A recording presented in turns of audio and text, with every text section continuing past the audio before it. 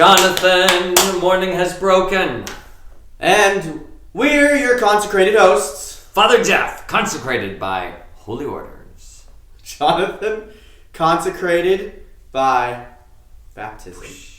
Jonathan, I'm kind of exhausted. I'm not. I'm excited. I had $1 for every time we've done this show. I would have $100 today. 100? This is our 100th episode. And it is not an extravaganza. No, I think I just recovered finally from the 50th episode extravaganza. That was a lot of work. You know, when we were in quarantine and when we made it to 50 shows, we decided to put together that whole behind-the-scenes look. Here's, how this thing got generated. And it was an interesting little watch. I think I watched it 7 times. It was hilarious. I thought it was hilarious. And you did a good job editing that and putting it all together. But, the 100th episode, you might sneak a few little gems in here, but I don't know. We'll see. We'll see what your little creative mind gets going. We'll see how much time I have and what other tasks you task me with. I'm good at tasking. 100 shows. That's kind of crazy. We did this. We've been at this. Well, it's not 100 days, obviously. It's way more than 100 days. Yeah. We used to do this every Monday through Friday, starting way back there in mid-March. Yeah, March. We took a month off, 6 weeks, whatever, in the summer. And then we picked up again. So this is, if my count is correct, 100 shows. And if you have watched every one of those shows, I think that deserves a plenary indulgence. If I could grant that, I would grant that. I would grant one too. Thanks, Jonathan. So today is also another anniversary. Mm-hmm. I think we talked about it yesterday, day before, I don't remember. Sometime. Yeah. It had to do with some Cardinal Ratzinger. Holy orders. Yeah. I was ordained a deacon in St. Peter's Basilica on October 7th, 1999 by Cardinal Joseph Ratzinger. Were you partying like it's 1999? I was partying like it's 1999. Pause here to imagine that song. Oh, yes. So that was a good deal. Maybe I'll give you a picture of that and you can flash it up on the screen. Yeah. Whoa. No, I think the picture I'm going to give you is he handing me the gospel book. Oh, do you still have that gospel book? No, I don't get to keep it. He took it right back. Well, that's a pretty terrible diploma.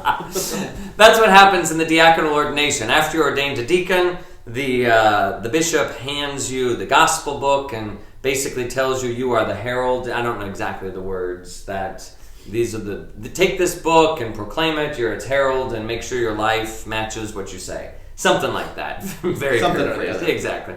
And then you take that, and then he's got to give it to the next guy, and so it's you don't get to keep it. He doesn't have a stack of gospel books, and he's just handing them out. That's what they should do. That would be kind of cool. But no, I do not have that gospel. Especially if it's like a special edition, diaconate special edition gospel book. That's right. Where the last chapter of the gospel is, and then Jeffrey Lurski was ordained a deacon and given this book. You can't change the Bible. By the apostle. Well, we'd put a little parenthesis, a little asterisk there, that not found in the original text.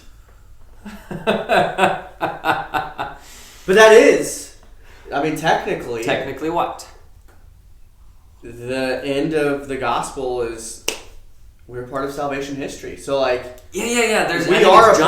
John's gospel is and these things have been written down, and so that you would believe, and...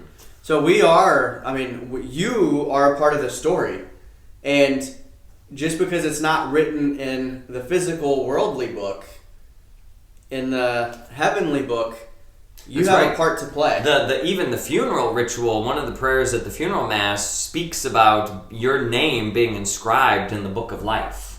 That, oh Lord, may so-and-so be inscribed in the book of life. And so there's this, you are part of the story. You're awesome. Part of the story. I'm part of the story. We're all a part of the story. Except you. No, you can be part of the story too. You're a part of the story. Yeah, no, this is great. So, lots of things. I really don't celebrate diaconal ordination. Priesthood ordination then comes after that, and that kind of then becomes the the celebratory diaconal thing. But, you know, if you orders. want to have a little cupcake in the honor of the deacon and all those who are deacons, the ministry of service at the altar and of the word and of charity, that is a beautiful thing. Cool. Yeah. Our Lady of the Rosary. That's what today is. The whole month is about that. We talked briefly about that last week when the month kicked off. And now we are at the feast of Our Lady of the Rosary. Here. It is a wartime feast. Bum, bum, bum! We're in wartime? No, the feast was established because of war. There was a great battle at Lepanto in southern Italy, and the Muslim invaders were coming in with their ships, and the Christians were urged to pray the Rosary, to beg Holy Mary to drive back these barbarian invaders, and there was a great victory, and the Holy Father credited it to Our Lady, and so the Rosary has always been seen as, I mean, it's got this dual understanding. On the one hand, the Rosary is a way to pray Scripture. Mm-hmm. Meditate on the life, death, and resurrection of Jesus Christ with Mary as you go through this meditative mantra that calms and soothes the soul.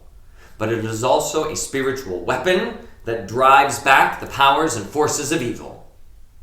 Bum, bum, bum! That's a much more fun way to think about it. I know. Yeah, if you're going to use your rosary, I am going to pray this against the evil one, but also sinking myself into Scripture and being with Jesus and his mother Mary.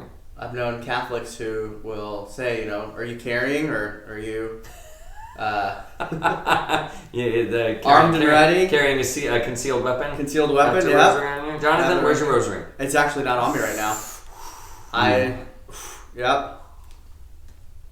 No rosary. No. However, However, I could probably take somebody out with my one rosary. Right here. Here are my rosary. Yeah. Well, I could probably take someone out with that rosary too, but the heavy one. Yeah, you've got That you've got a gunmetal rosary or something that is indestructible. Yeah, I think it's like steel beads or something like that. Probably, It brings a whole new level of spiritual. That's exactly the rosary that Our Lady gave to Saint Dominic. It was the very one. It was the very one. Okay, so what else do we have to talk about today? I think we're 100 episodes. 100 episodes. Diaconal ordination anniversary. Our Lady of the Holy Rosary. Screwtape. October 7th. Screwtape. Chapter 25. Maybe. Indeed, you are correct. Letter 25. Letter 25. There's a lot in this one. So yesterday, I think at the end of the story, the end of the letter, I said, I really didn't care for that very much. Yeah, it was kind of a. Hopefully, you guys enjoyed the episode. It was okay. Let's just say it was okay. But today really kind of takes. I think that letter was building toward this one, because this is, even in the first paragraph here, it's like, oh, this is what I really wanted to say. Okay, like everything that we were alluding to yesterday and the day before kind of really leads to this.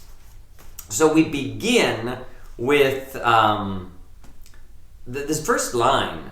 The real trouble about the set your patient is living in is that it is merely Christian. Did he write Mere Christianity before or after this? I'm going to guess... Oh, that's a good question, Jonathan. And it would have been... I'm going to guess after... But Mere Christianity was a series of... Well, it really... The book was a compilation of his radio addresses that he had done. And I think... Oh, wow, I feel ashamed that being such the C.S. Lewis aficionado, thanks for putting me on the scene and showing the chinks in my armor and making me appear weak and humbled before you. You're welcome. Now, well... I don't know. The Lion, the Witch, and the Wardrobe, you probably know the order those came out in. More or less, yes. And then you probably have a preferred order of reading them. Yes, which is that order. It is that order. It is okay. that order. There's some people that like this. Well, it's the order that they came out in. That's the original. The collection of books I have are still numbered in that original order. Oh. It's not the renumbering of the U.S. publishers that is of late. Okay, so that's where it got a little... Yeah, I don't like that one. But everybody at We this could have point... a whole episode on The Lion, the Witch, and the Wardrobe and how and why it should be read a certain way. And everybody at this point now knows when Mere Christianity was released and when this book was released. Absolutely, it's amazing how that happens. Boom, knowledge, instant, and that is. But Mere Christianity is probably one of his other famous works. I mean, The Lion, the Witch, and the Wardrobe, Screwtape Letters, Mere Christianity. Those might be the big ones. The Great Divorce is getting up there, but not. I don't think so. Not. I like it. It's okay, but not nearly as captivating as these. I'm just saying. From the man himself. So Mere Christianity, it almost sounds like a downgrade. Yeah, just merely Christian. Yeah, and it sounds like I should have had Mere Christianity right here, and I could read to you why Mere Christianity is Mere Christianity. But we'll explain it, because he talks about it right here in this first paragraph. Yes. That Mere Christianity makes it sound like meh. Meh. You know, Which, coming from Screwtape, you would want it to be. You would meh. think. You would think, but that's not it. Because mere Christianity means that you are Christian. Period. Just Christian. Yeah, and not just in the mere sense. I mean, there's no matter how you kind of put that, but it's just like you are Christian. You don't need any qualifiers. You don't need any adjectival, descriptive fancy fairs. Fully Christian. Fully Christian, only Christian, Christian. Yeah. Mere Christian, which is a virtue. The vice is when you want to keep him in this state of mind that I call Christianity and. And this is where we were kind of talking about this yesterday, I think, that I want to use my Christianity as a means to the end for whatever it is I'm really invested in. So, Christianity and the new psychology. Ah, yes. You know, Freud was big at this time, or I think, I don't know. Again, I don't know when Freud was like doing his thing. He knows a little about a lot. I know, a little bit about a lot. So he knows that Freud was a psychologist. in the 20th century? Ish. Yeah. So the Christianity and the New Order, Christianity and faith healing, Christianity and psychical research, Christianity and vegetarianism, and as ridiculous it is, Christianity and spelling reform. Or math reform. Exactly. That this thing that I'm so invested in, I'm going to glue it to my Christianity, and that is going to be the creed by which I live my life. Christianity and that then makes Christianity not really what Christianity was about. The charisma that you shot out yesterday. Yeah. Created in love, fallen from grace, Jesus comes to save us, we have to respond. There it is. Boom. Bam. So, Christianity then is best when it is Christianity. Actually, it's best when it is Catholicism, which is mere Christianity. Every other version of Christianity is a sort of Christianity and Luther's interpretation of it. Christianity and Calvin's chopping things off here and there. Christianity and you get the picture. Strip down. Something. You want the fullness? The fullness. Come here. Catholic. Here we are. So, he goes on to talk about now why it's hard for the human being sometimes just to accept things in their basic, purest, unchanging, timeless form. Because there is a horror of the same old thing. Oh yeah, I've already... Growing up, I think we went to the zoo for field trips. Mm-hmm. And that's like a thing. It's a thing. But, once I got to a certain age, kids started complaining. It's like, oh, we already been there before. Right. And it's just like, even as a young kid, it's like, oh, we've already done this. That's so boring. Same old thing. Same old thing. This is, that's just, we get tired of the same old thing. I need to go buy new clothes. I need to go buy a new. I mean, in consumeristic America, that's how we deal with the same old thing, probably more than a number of places. We need to have a new set. New everything. Gotta have a new house. Just got to have a new worship space. So so the same old thing. So we're looking for novelty. But here's the thing. We do need change. And even God has worked change into our life. And he says that there. That human beings, must experience change. And since they need change, God, the enemy, being a hedonist at heart, a hedonist is a pleasure seeker, has made change pleasurable to them. We do enjoy things. My dog eats the same dog food every day. Every once in a while I switch it up and I get him a different cookie. Here's salmon today. Here's duck today. Here's turkey today. But the food, pretty much the same.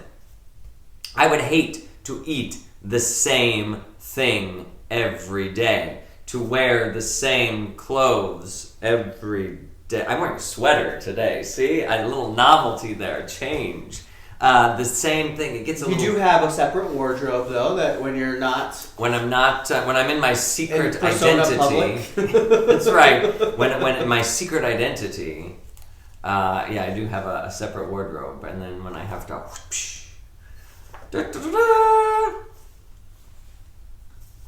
So, do you remember that commercial? Just there was an old what was it? It was Imperial Margarine. It was back in the day. I don't know if they even make Imperial Margarine anymore. But they would have the person, and usually a child, would scoop out some butter and put it on their thing, and bing, and a big crown would appear on their head. First you see the flowers sprinkled all around. Then you taste the flavor, and you get a crown. Announcing new soft spread Imperial Margarine. Pretty new serving dish. Great flavor. It's got to be Imperial, it's soft spread we sing. Isn't that a tasty dish to set before a king? You don't remember that. A big crown is appearing on my head right now. It's just like that. Jonathan, you got some editing work to do. Okay, yep. So, it's the 100th episode. There's all kinds of things that are going to creep in as little things. Anyway, I don't know why I said that, because I made the sound. Yeah, me of the Imperial. I'm sure you can find it on YouTube to know what I'm talking about. Wow, this is the 100th episode, and we are off the rails already. But this is a great chapter. So let's we don't want to lose it. It could be a little bit long for the 100th. That's okay. I think it's been entertaining, at least for us, and that's all that really matters. I'm entertained. Okay, so God balances a love of change also with a love of permanence. If you could never count on anything, I think you would live in fear. You'd live in constant anxiety. I don't know what to expect. When I get in my car today, I don't know how traffic is going to work. I don't know what the rules are going to be. I don't know if I go to Mass and I don't know what order they're going to put things in. The Catholic Mass is very regular. But there is a change in it, even with our seasons that we go through and the feasts that we celebrate and different, all of those different things. As I was reading this, I thought of, what if we didn't have years and months and, the seasons and life just kept going? And you didn't know what was going to come. You know spring is going to come after the winter. You know that summer is going to follow spring. But if you couldn't plan on anything, because it could be 100 degrees today and it could be minus 10 tomorrow. Not to mention we would die because the farming would fail. That would also be a problem. We'll just cancel those things out. Yeah. But those are dependent upon rhythm, constancy, and, change. But just living your life, not knowing. Right. I think part of, the way we can get through the week is because we know the weekend is at the end. We know Mass is coming. You can count on something. Yes. And yet, there's enough variety, and variety is the spice of life. I go to my spice cupboard all the time, and I pull out that little thing marked variety. I sprinkle it all over my day. Wow. Variety, we like it. So so what this is called is a rhythm. That a rhythm then comes. So there's change, and yet it is a permanence of change. Mm-hmm. The change happens according to a certain rhythm, as you can see. And that's what we like. Yes. We like change that we can kind of sort of count. Every once in a while you like a surprise that you couldn't count on it. Yeah. And that makes it okay. But the same thing that could surprise you could also terrify you. Mm-hmm. So here's this balance. So what the evil one always wants to do is disrupt the balance. Go back to creation. Man and woman were created in a state of original justice. And that word justice literally means a balance. That there is a balance between everything. And what the evil one does with original sin is disrupts the balance so that we are no longer justified. We are no longer in balance. And so you even see this truth creeping up in a lot of non-Catholic religions, that there is something planted within the human heart that longs for that state of original justice, that longs for balance. And it's in Jesus Christ that we are able to achieve that balance. So anyone out there, whether you're Christian or non-Christian, looking for balance, that's God has written on your heart.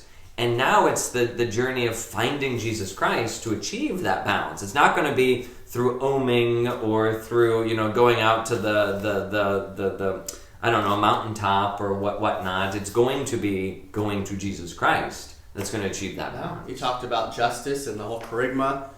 Through his passion, death, and resurrection, we were justified. Justified. Yeah. And that's what it took. Because the weight of this sin is so great, complete separation from God, that we needed God to balance that back out. More justification.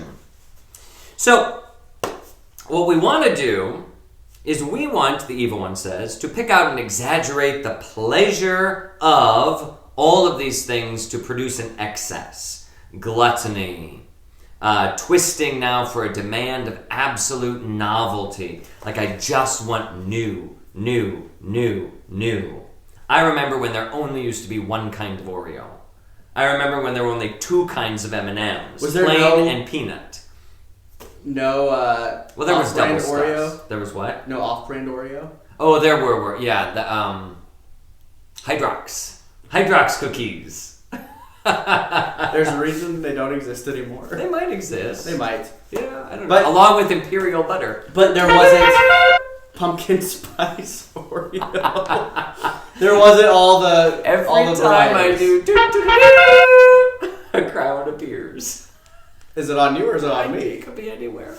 It could be anywhere. Oh, yeah, so there's this newness. We have to have something new all the time. There used to only be Hershey's Kisses, and now there's Hershey's Hugs, and kisses with things in them, and giant kisses, and mini kisses, and... They're all over the place. It's crazy. So this desire, this craving for absolute novelty, and what that does is it makes you never satisfied with what you have. Because it's like, oh, had that, done that, gotta move on to something else. So is a hipster never satisfied? Do they crave absolute novelty?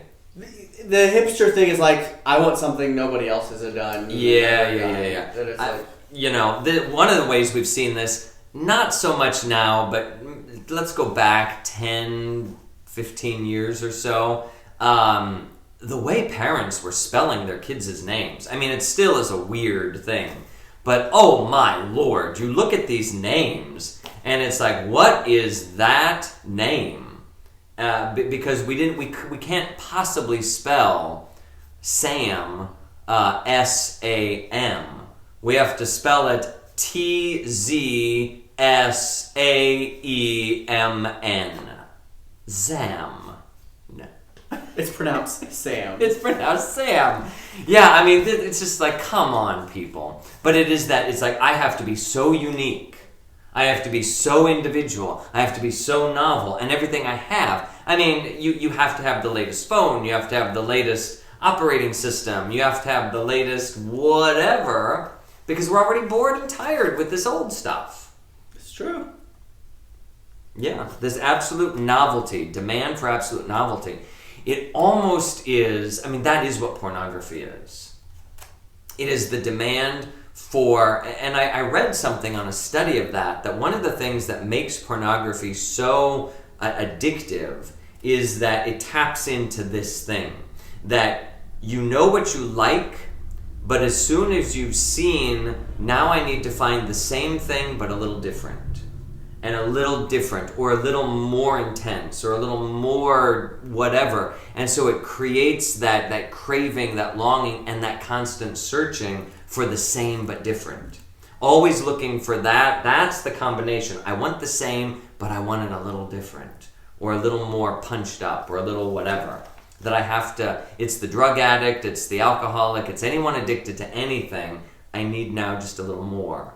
A little different, a little more special. Never satisfied. Never, exactly, because you're satisfied for that one little moment. But then you need something new. And as soon as you get something new, it becomes something old. Like, oh, well now what? Where do I go from here once I've had that? Yeah. Yeah. So he says the arts have a way of really playing this out.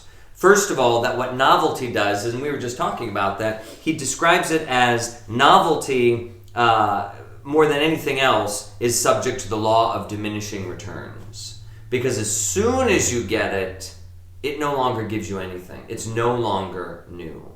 So, and you've seen this with kids or whatever, they get a new toy and they play with it all that first day because it's new and it's exciting, or a new game or whatever. And then it goes in the pile and it's like, really, I just spent that money on that. And this is why I think imaginative play is the best kind of play. Blocks, Legos, balls, things that you have to, do something with and imagine and make, where the toy doesn't play for itself. Or the switching out of toys, where you give them some toys for a little bit. You have a rotational system. Yep. Oh. We haven't, that sort of started once we packed up our house. Sure. And our kids lost most of their toys. Not lost, but we packed them away. They mysteriously And disappeared. they had 20% of their toys left. Maybe even less. Uh-huh. And that was for about a month and a half, and they did just fine. So we're like, why do we have all these toys? Exactly. Yeah, I think, we do. Well, I don't think we ever had that many toys when I was a kid, but we could do a rotational thing. The world is different. Even when I was, it was, we were. I remember going to the store and, I'd want to go look at the toy aisle and look at all the Transformers that were out, and it's like, oh my gosh, Dad, da-da. And Dad's number one thing that he constantly said, not today. Oh my gosh, every time, oh, not today. And I remember it's like, oh, but I want Grimlock. He was the transforming dinosaur, the Tyrannosaurus Rex. And so it's like, I'd take it and I'd hide it under the toy. It's like, one day when the today comes, when I get this, then I'm going to be able to pull, I'm going to say, I buried him here. And I have Grimlock. Yeah. Then once you would get it, I got it's the Grimlock for anticipation. Easter. I got him for Easter. I'm so excited. The Easter Bunny brought me Grimlock. The anticipation of getting And you know what? Get this. We're down memory road right now. Sorry, Jonathan. I'll just zoom into you and let you take over. I'm telling a story. So here was the great thing. That we got up for Easter, and the Easter basket was sitting on the coffee table, and there was a string attached to it that went where? Under the couch. And when you followed it, then on the back side of the couch, it was attached to the Grimlock box. So I hid it under the toy aisle, or under the shelf at the toy aisle, and the Easter Bunny put it under the couch, and I found it there. That was rather creative. So all you Easter Bunnies out there listening, there's some creative ways to be Easter. Yeah, so much of this is the anticipation. Yeah. You wanting, getting the Grimlock, putting it under the cart every time. And then you probably played with it like a I played with it a lot. Okay. I did. But Because I didn't have like the whole collection of Transformers. You only had certain ones. Sure. And so... So I give in to my kids more than I probably should. I'm a softie. I would not, and that's why I don't have kids. Because they would be deprived. I mean, look at my dog. He gets nothing. And he is obedient and nice and wonderful. Everybody loves Staples. He does not love everybody, though. He loves them from a distance. Yes. From a distance. Which is kind of like me. I love you when you're over there, Jonathan. So, I don't even know where we were. We're at the bottom of page 137. Oh. We direct the fashionable outcry of each generation against those vices which it is least in danger and fix its approval on the virtue nearest to the vice which we are trying to make endemic. This is a great strategy. So, if you think about this, every generation has its own thing. So there's going to be some generations where, let's say, the temptation is to be more, let's just say, lascivious, more sex-oriented, okay? And so if that's the vice, then the virtue that we should be moving towards is chastity and charity. Mm-hmm. But what the evil one then will plant in people's heads is, oh no, we couldn't possibly be chaste, because that will lead down the path to Puritanism, and it will be, and look at how bad that is. However, a little Puritanism in a time of sexual revolution might not be a bad thing. But the idea is, this is the problem we're dealing with today. So even though this virtue, if exaggerated, would take you into another problem, this is the problem we're dealing with. That other one is an imaginary problem. So apply the proper virtue to the proper vice, rather than imagining, but if we do that, it's going to take us well into that category. But we're not in danger of falling into that category now. And to maybe clarify, yeah, there are aspects of Puritanism that could be good, that are good. Just like going down that path a little bit, where it's like, don't just sleep around with everybody. Well, that's what chastity. Right, the virtue right. is chastity. But then you're going towards Puritanism, where there's, which is a Christianity and sort of thing. Right, Let's reject everything about the body. Right. So you're taking the goodness, the good elements of it, because all things have some good elements, even the sexual stuff. Sure. In its place and time, there's a place for them, and there's a line. But if you imagine the a road or a river and the banks of the river, the river is, let's just say, chastity. That's the virtue. Mm-hmm. This bank of the river is going to be sexual excess, mm-hmm. and this bank of the river is going to be sexual repression. So you've got the sexual revolution, you've got Puritanism. Those are the excesses, those are the vices that you could fall into. And the boat down this river, chastity, if the table is leaning in one way, you don't want to lean in that same direction. You want to lean in the other direction without going all the way into it. And that's what, that happens a lot of times, particularly in politics, where it's like, we're tending towards this way, so we really need a little bit more of this. But then someone comes in with the argument, oh no, if we go that way, then it's going to head into that bank of the river. But we're not leaning towards that. Now, we might have to course correct at some point.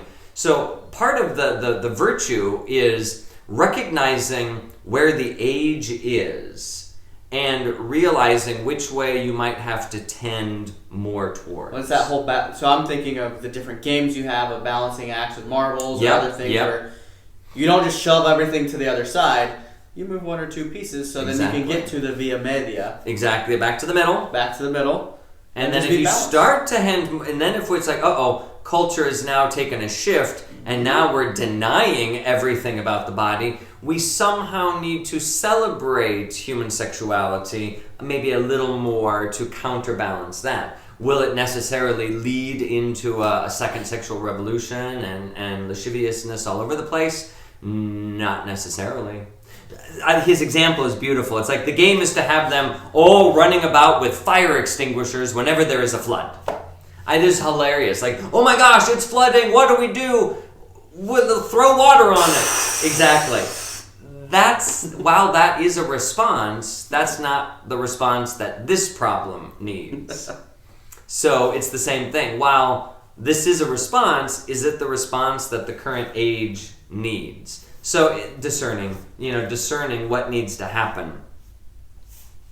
So the same old thing is what we want to highlight the same old thing as the evil one, make them really despise it, and therefore look for the most novel thing and sink into that. And then he basically boils it down to this. God wants us to ask the simple questions.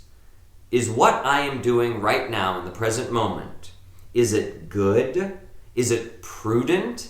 Is it possible? Is it righteous?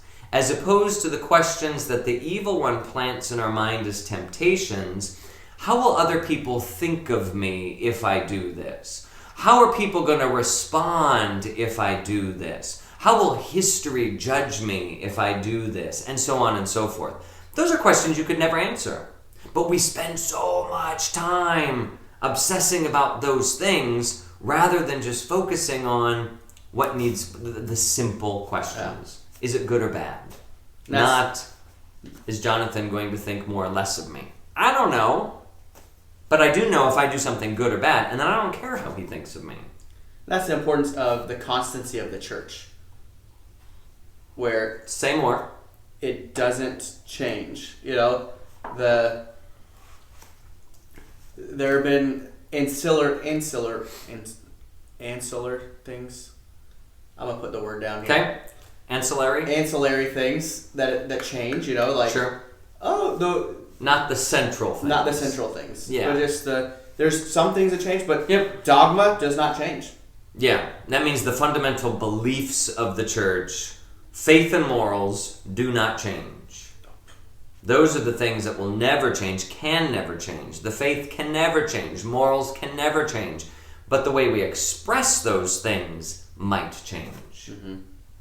And that can change with the times, and usually it does to speak to the times. Again, which way is the boat tending? We need to speak so that people understand and are drawn back towards the center all the time. Absolutely. There's a YouTube channel.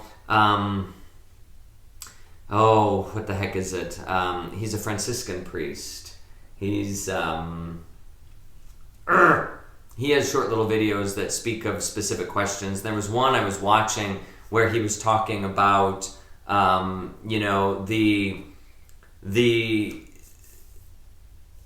sometimes you feel this division in the church of a tendency towards doing things more traditionally minded and doing things a little more casually minded or whatever. And he said, you really feel this in religious communities too, when the older monks and the younger guys, and he says the younger guys are tending to be much more traditional, and the older guys maybe not as much.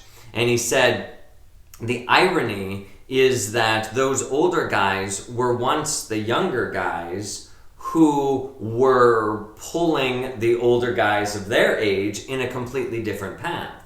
So at the time of the Second Vatican Council, there were a lot of older guys who were very 1930s, 40s, 50s, very traditional, whatever, pulled back. The cleric was way up here on the pedestal. Yeah.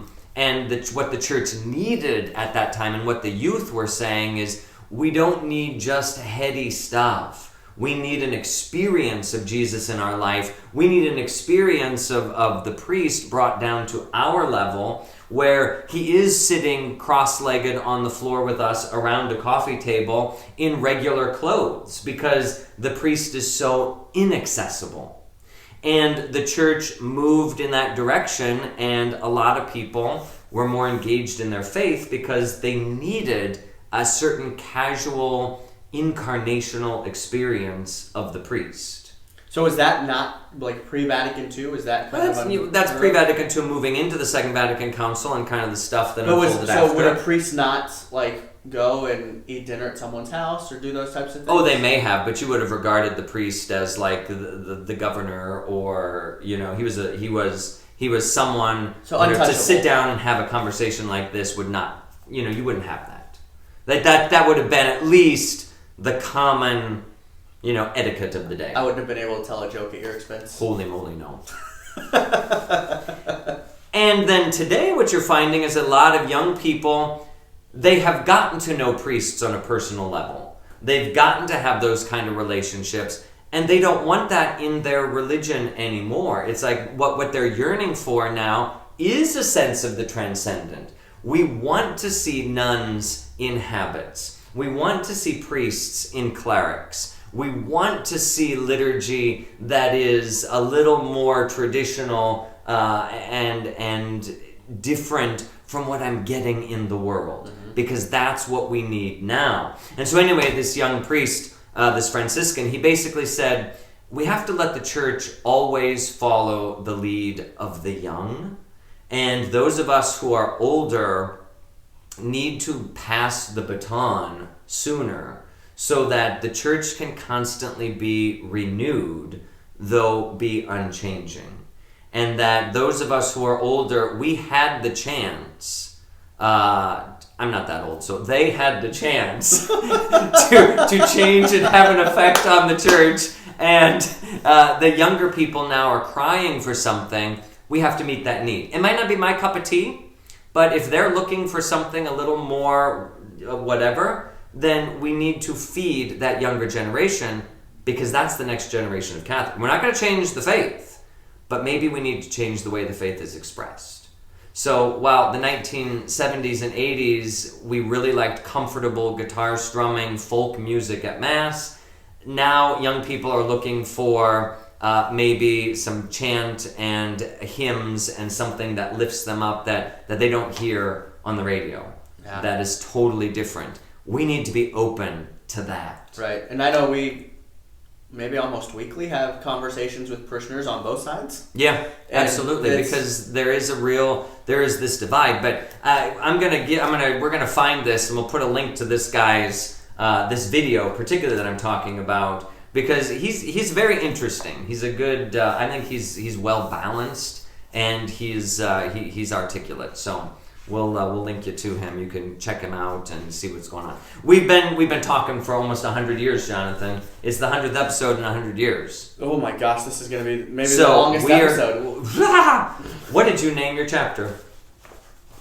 I actually pre-named this one as we started today. The more things change, the more they stay the same. And I just put the novelty of change. And apparently there's a shortage of change in the United States, so... Jonathan! I got some change for you. Thanks.